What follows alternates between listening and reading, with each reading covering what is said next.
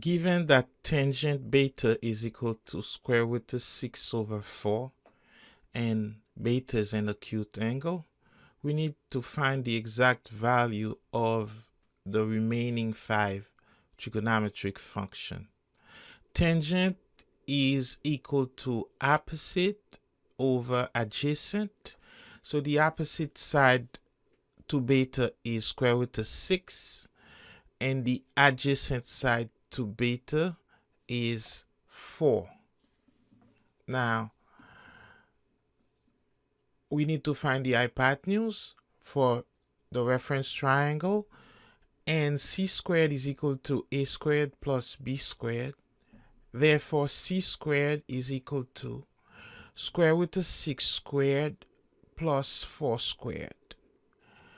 The square of square root of 6 is 6, and the square of 4 is 16.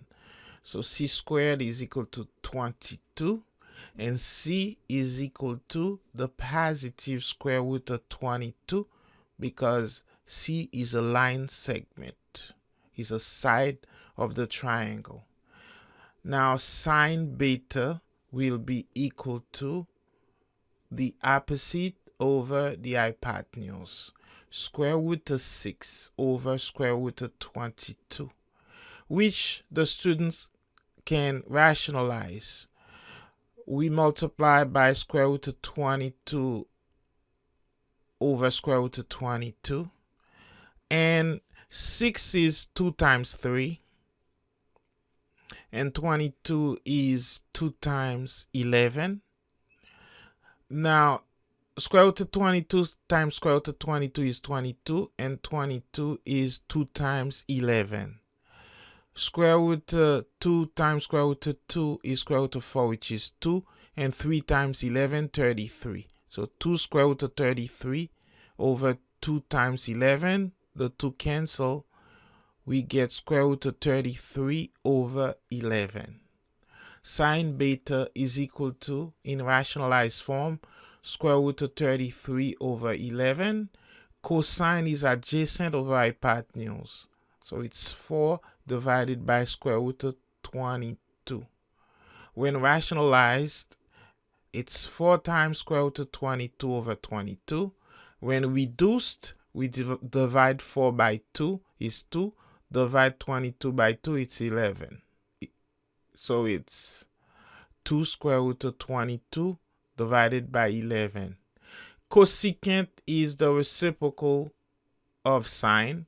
So cosecant beta is equal to 11 over square root of 33. When rationalized, it's 11 square root of 33 over 33, which is 11 times 3. We cancel 11.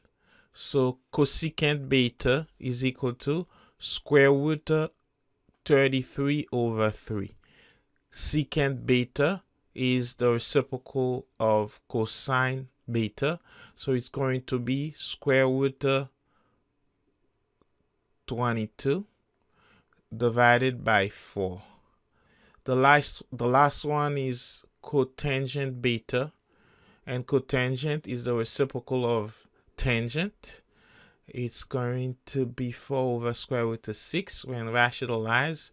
4 square root of 6 divided by 6 when reduced, divide 4 by 2. 2 square root of 6 divide 6 by 2, 3.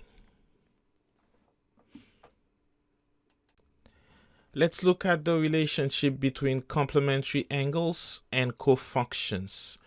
Two angles are complementary when their measure add up to 90 degrees. Sine beta in the following triangle is equal to b over c, cosine beta a over c, and tangent beta b over a.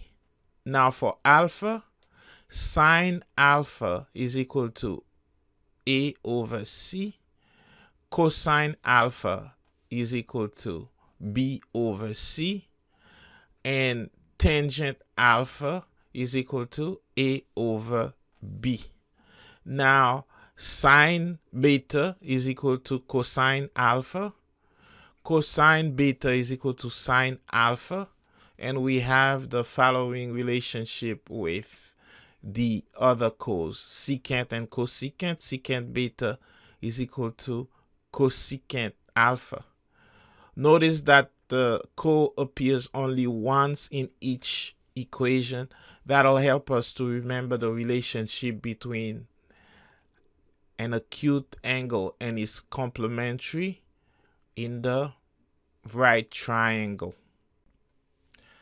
Since beta plus alpha is equal to 90 degrees, alpha is equal to 90 minus beta. And the complementary angle theorem can be written as such in degree measure.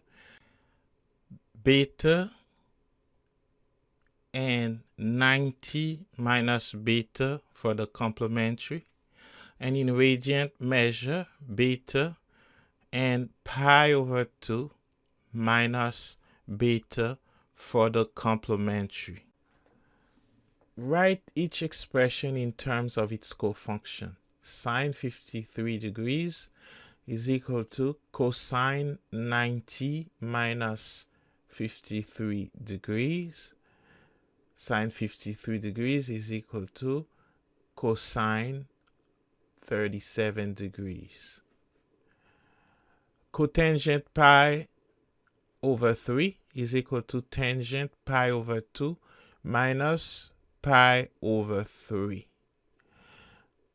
The common denominator is 6, so it's tangent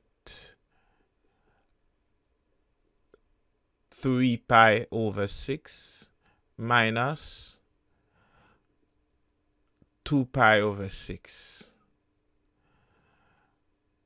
Final answer, tangent pi over 6, 3 pi minus 2 pi.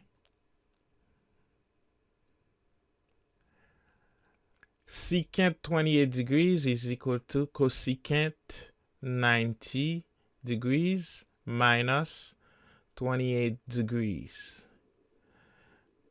Secant 28 degrees is equal to cosecant 62 degrees.